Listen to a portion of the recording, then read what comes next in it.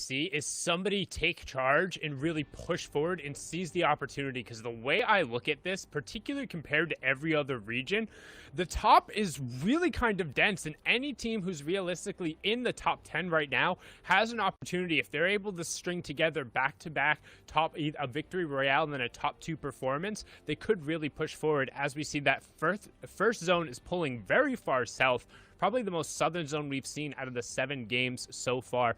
I think one of the big things I want to talk about today, outside of those initial drop spots and whether anything changes, is just how much of a difference placing first and second compared to everything else is. We look at the format and notice it's very placement heavy. Well, 9 of those points are allocated into second and first, with a +4 difference going between third and second, and then a +5 from second to first. So clutching up at the end really ends up making a huge difference, and we can see it here, just like in the Duos World Cup, where those last 3 games ended up meaning a lot. There's an opportunity in this back half of the 6 games for a team to really charge up the leaderboard as we jump on over to Doom's Domain off of the start. Yes, the battle for Doom's Domain has been awesome, but now there is another battle that has been developing. It is the battle for Stark's Industry POI. Already, Mongrel, Mitro, and Tayson were all of a sudden, mid-day 1 almost, maybe like game 2 or 3, started to get contested by Jaspe, Lenouf, and Moraine, who is from the DreamHack Anaheim champion. So Gamma's Moraine has kind of threw a wrench in Mongrel's plan, and actually in games 4, 5, and 6, Mongrel's team went down to Jaspe's team, and that was a huge shakeup. But also, Sundown, I gotta point out that the power of this POI shows that despite the 50-50s and despite getting eliminated, they still came in 11th after day 1. And you can see Mongrel actually had an elimination there, only 1 going through, so it looks like they might have been able to force somebody off right away, but now going to flip on over. Here's a fight going on outside Coral Cove. Mythic had it uncontested yesterday, which means somebody else is now dropping over here and hanging out with them. You can see Mido trying to put some shots there. They already have 1 player kind of isolated out over in the water, but some shots coming through now as a high ground take comes through. That was the crash pad getting up and above. It's going to be a little bit difficult. Fighting with a charge from the low ground isn't necessarily the best position. Generally, you want to be either up and on the side, and Tony taking a lot of damage there. The burst coming through, but the charge just showing how strong it can be if you disrespect it in those close box-to-box and those initial fight situations. If you don't have the effective 100 shields and 100 HP going through, a charge shotgun more often than not, if you get within a box, even if it doesn't headshot you, it can take out the entirety of your health pool. So despite being on 18 HP right there, Tony turns that fight around and forces this other team out and away. And Praga, who had a tough day yesterday trying to find an uncontested drop spot, instead is going to run into Mythic, Mido, and Tony and be forced out. Now, we're going to go ahead and take a look at a replay that, you know, all the actions happening throughout the entire Fortnite island, and we're going to do our best to keep it up here on the FNCS broadcast. So let's take a look at the chaos here at the Slurp Factory. It is a battle, what we've been seeing all in day 1 of Kiriachi, Rotary, and Stormy Wright able to capitalize and take over. Now, throughout the entire day in day 1, they had very inconsistent rotations, always getting contested along the way. And if you took like a heat map and take a look how everything kind of shakes out, Sundown, you see on those rotations, those diagonal paths in between POIs, having a lot of little skirmishes and kind of rattling up here and there in the distance. Yes, the initial drops are always going to be hot and heavy with all those kinds of battles happening and all those gesturing for the alphas and POIs. But it's the in-between game that we saw, especially in Weeping Woods. Remember, we saw a lot of our top teams falling down, but it looks like an ambush play is developing right in front of our eyes. Yeah, you can see there Savage, Lecce, and Benji set up in the bush, waiting for Joel and 4020, trying to pass through right now, deciding when they're going to 1, 2, 3. Odds are good it'll be once they're in close enough range. You can see the players heading towards the rift. They'll get plenty of shots going on the first one. A couple 33 tags coming through, but not quite any broken armor yet. The question is, can they close the gap before the opponents are able to retreat? And they will be able to get in there, close it off right there. Gets the first one. Fort Venti going down there. Joel being converted on, so good job closing out that fight, and a good little refresher on loot. Day, however, is going to get a knock on Lecce, so might not get out of this scot-free. Benji, ooh, that got real close for a second there, getting knocked down to just below 40 HP, but the 2 siphons ended up coming out, and they will be able to stick. No, it looks like he actually, yeah, he ticked over to the storm, so they're going to have to find a reboot on their way through. So a good trade, but not necessarily ideal because they're not going to be able to carry all of the materials they really need to get over to Lecce. I mean, they will have that rift to utilize and get out of there, but I mean, outside of that, they're going to have to take the time to reboot, and the map's shrinking at this point. The map is shrinking, and you're seeing a lot of battles between the bottom of the board to mid of the pack. Visitor and 420 and Joel were in 31st place. Previously, as we saw Prago going down with Giannis in 33rd place.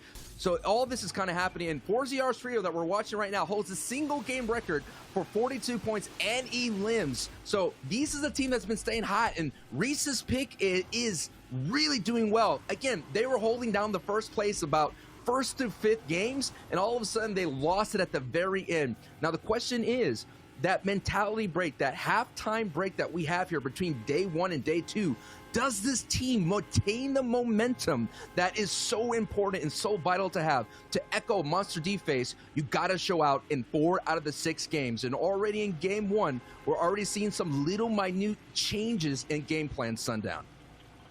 Yeah, minute changes in game plan, but it doesn't look like minute changes in swagger, as these guys are pretty confident on their rotates yesterday, and now as they're going through the woods, generally we've talked about the predators who can lurk in there. That's where Wolverine has been spawning, the nice little new addition.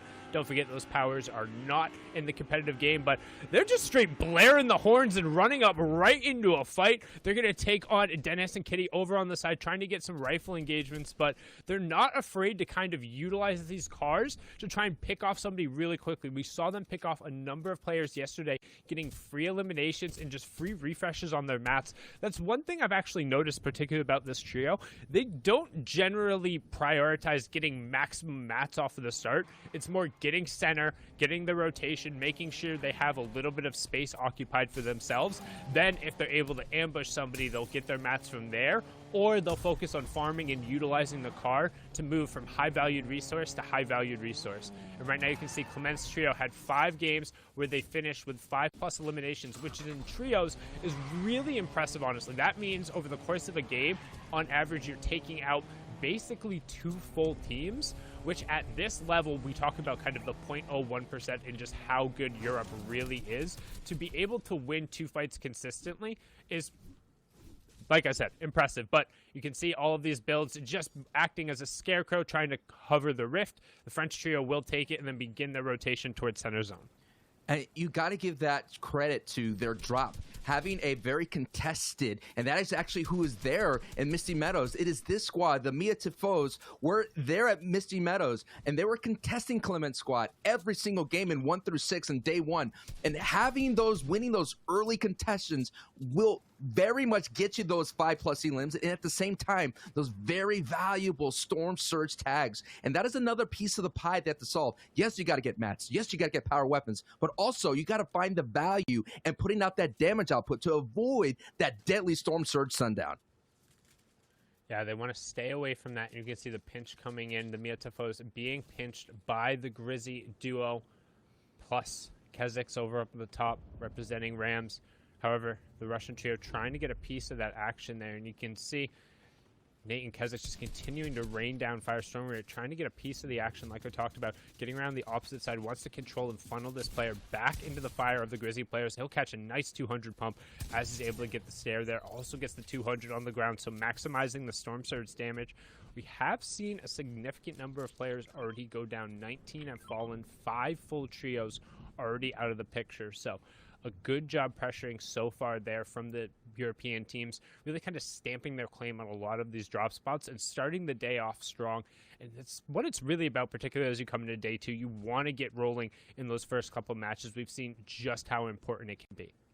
Yeah, you know, the halftime point between day 1 and day 2, it's a chance to catch your breath, to reevaluate your game plan, to get the team refocused and reposition yourself mentally, emotionally, and definitely physically. And I mean, we saw players, with a nice pickup by Nate right there, kind of closing out the door on Mia Tifios, but we'll see how that happens. And you see them already, Sundown, 461 damage above the Storm Surge line. But my point is I was saying is, like, we saw, especially in the NA East as well, is sometimes these players, they didn't take any rest. They kept playing. I was watching Nick 830 continue playing solo arenas, and it's just kind of wild to me that, you would think some players of these would rest or trying to, VOD review, go into the replay client that everybody has access to and take a look at what these other teams do. But there's a lot of these competitors that just love to play the game.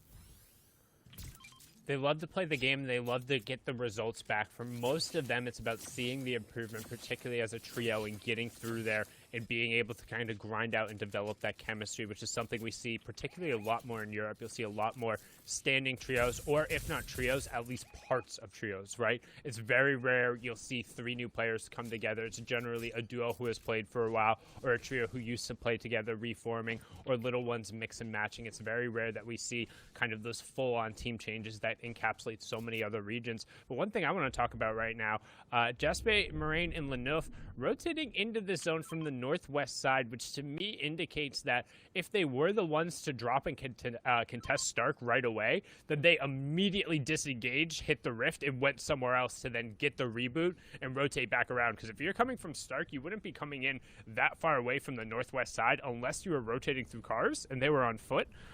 So it looks like maybe a potential change in game plan. However, it's important to note that yesterday they didn't start off contesting as Stark either.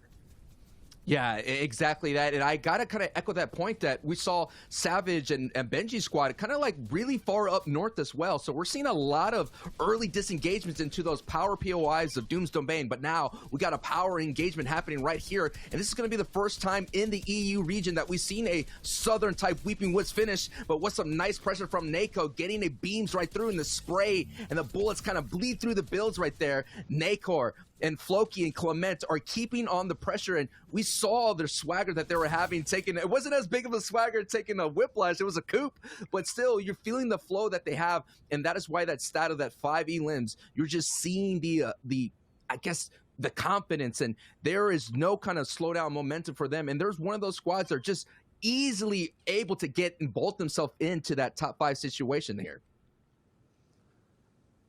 And right now we're going to swing back on over the other Doom's Domain team. So it looks like both teams opting not to take that fight off the spawn, instead just going to loot up.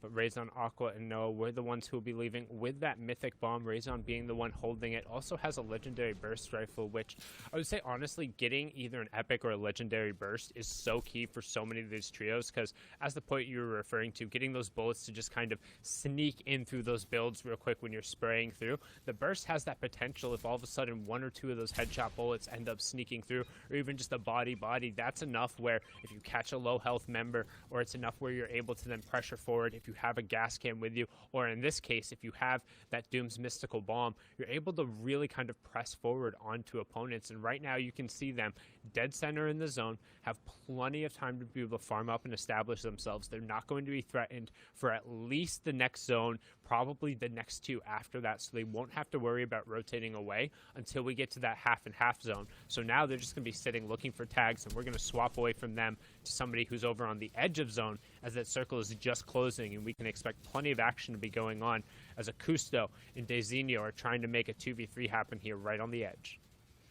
Snipe, Day, and Akusto were kind of one of those teams that were on the bubble all day. They had a second place finish, went up against Steer 6 and his trio. They kind of fell. They had the high ground. They had the opportunity to capitalize. And like you mentioned, get those big major points of difference in placements from getting the victory royale. We're talking about 5 points missed out on opportunity and those elims. And they kind of had a 2v3 situation. They were sitting at height and they dropped on down, and bang, Dazin with a big time hit with that green pump, and he's going to definitely be looking for an upgrade. So look at that. Pay attention to that, ladies and gentlemen, at the people's loadouts as they go forward. You're going to want to see those purples and golds, because having those greens and blues, yes, if your aim is true, you'll be able to put on some big damage, but still, you won't have that one pump potential.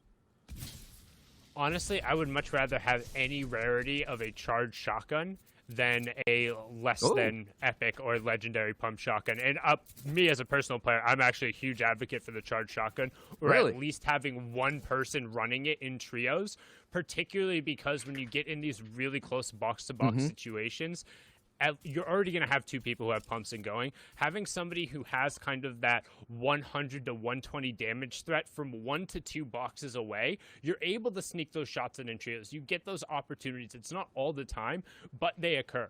A pump can't really take advantage of those, whereas if you have one person who's looking for those and able to catch somebody on the low ground or catch somebody trying to sneak around with low builds, you're able to get those massive knocks when you really probably feel like you shouldn't. But right now we're going to switch on over with Jachu, Advise, and Paco. They've been doing kind of a scavenger route between the Sentinels and the Ghost Hill, as well as the old Ghost base with Hero Hill there. One of, I think, the stronger and only really now viable scavenger routes with the chest spawn change. And you can see they're also able to hold onto 2 gas canisters. They're right on the edge, currently sitting on the low ground, but the Storm is going to force this team into them. However, they're just going to rotate away, utilizing their utility from the high ground and shooting across. You can see him trying to locate him there, and he finds it. Some great bullets sneaking in there, and that's exactly what I just talked about. His teammates spraying with the regular ARs, and then the burst rifle able to sneak through. Jamside being the low HP one, gets taken out. A little bit of help from the Become Legends trio, who is also lobby focusing them just above. Anas also on the other side is going to get a piece of that pie, and Jaspe is going to get a knock onto Be Hard Mod. So a lot of players going down there. There's the first gas can. It's a double gas can, breaking it out instantly. Hellraiser gets raised himself in a brilliantly done play. That's why you use 2 item spots to set that up. They're trying to follow up with the second one right away. I apologize. That was just the one, but so well done here from Advise, Paco, and Jachu Sancho. Oh my goodness, the technique that is kind of blazing out of the Fortnite competitive community, we just saw that kind of develop. I remember seeing it posted on the Reddit competitive post, and everybody was like, oh my goodness, that's going to be a fire thing to do. And you seeing the explosive results, you can't prepare for that. There's no indication. It just comes out of nowhere. And before you know it, a big explosion happens. You're kind of like flabbergasted. So you kind of knock back on your heels in that big knockout blow as Advise and Jachu and Paco, who had a great day in day 1, are starting off day 2 really strong here. But the question is, Sundown, how are they going to make this rotation? They have a lot of shockwaves into that, but we all have seen the value of a shockwave, especially for a mongrel who was able to take height and a victory royale with just 1 shockwave. Yeah, I mean, Thomas was able to do the exact same thing as well. A well-timed shockwave at the end when everybody else has been forced to burn their utility or feels like they have to use their utility can often end up being the difference when you need to clutch up. And that change ends up being a 6-point play just if you're able to get the elimination and take the victory royale. But right now, Sammy's just worrying about the 1-point play. They're going to pick up Kirky. Amplify also getting the confirm over onto Snap. And honestly, Storm Surge not really going to be a problem here. At least one more player will fall over the course here. And it's Kezix actually getting the knock onto Aqua. Kuji gets Mona as well. Kezix knocking out Aqua there means that he will Storm Surge will turn off. However, Raison gets knocks Nate and then gets knocked himself as well. So lots of top teams going up against each other right now as we hop back on board here with Kuja, Dennis, and Sammy. And we got one thing we got to note is squads that kind of land in this area of the map are going to have a strong advantage throughout the entire day. In day 1, they had to make those long rotations. So I'm expecting the Rotaries, the Stormy Right, that trio to do a very strong finish here. And maybe those inconsistencies could kind of be shelved just for a split moment to have a strong start here in day 2. And already you're seeing the difference here. Weeping Woods being a big factor. Anytime an in-game situation happens here, ladies and gentlemen, the sight lines are going to be limited. So you're going to be expecting people to play for height. And in trios competition, players usually like to go for height in this beginning right here. And considering that Weeping Woods will be at play, not a lot of players are going to be able to see so clearly. So you could kind of hold on to it a little bit longer. And we have been seeing the low ground being a big factor in that, Sundown. Yeah, and don't forget, we are just now into the placement points coming through top 17. So 1 placement point has been going off as each trio falls. An additional point will be going through. And right now, Sammy trying to make the Become Legends trio fall. Gets a good down onto 6, but Dennis ends up getting traded out as well.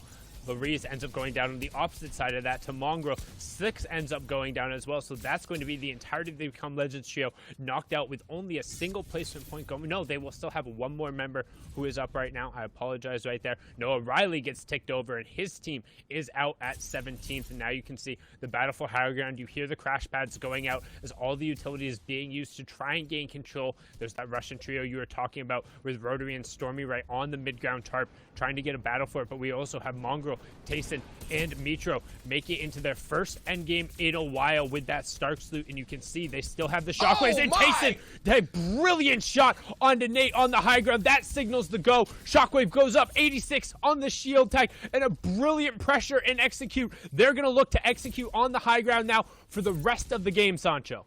Unbelievable snipe from Tayson. That is the solo champion. Can he go back to back? It'd be unbelievable to see a solo finish in a trio championship here, but that is going to be a story that we're going to watch the entire way as Tayson, Mongrel, and Mitro have the control of this entire lobby and is pushing right back up at high elevation. So everybody on the low ground, as you've seen here, are going to be in danger. Mid ground will all of a sudden turn into low ground, and the people at height are going to be vibing as they're going to send down the beams. But here we are at the low ground, in the mud. AD and Amplify Matzo, who got a victory royale previously, have been in this position before. This is where they got that victory royale, ratting their way through, snaking their way through. This is an opportunity to show that everybody that day one was not a mistake, and they are a team. The Train Hard squad with ADN sitting in beams, using the crash pad, finding anything opportunity. Yes, an elimination going through right there on Bato. But that was not their knock, so no siphon, no points coming through. They will get the mats from that, which at this point might be the most important thing. But up on the high ground, we still have the control coming out from Tayson, Mitro, and Mongo. However, we've talked about the other team who was initially contesting them, left them there this game. They were hip to hip right there, trying to sneak on the other side and find a layer for themselves. That's Jaspe, Leneuf, and Moraine. Leneuf under a lot of pressure right now. They're super low on builds, and you can tell the pressure is on for them. Leneuf ends up going down to Airwalks, the back-to-back Pro-Am champion. However, he will get traded back out by Jaspe. Leneuf is going to be left behind, and it's going to be a duo effort now for Moraine and Jaspe as we head into the final moments of match number 7 here, the first on the day in EU.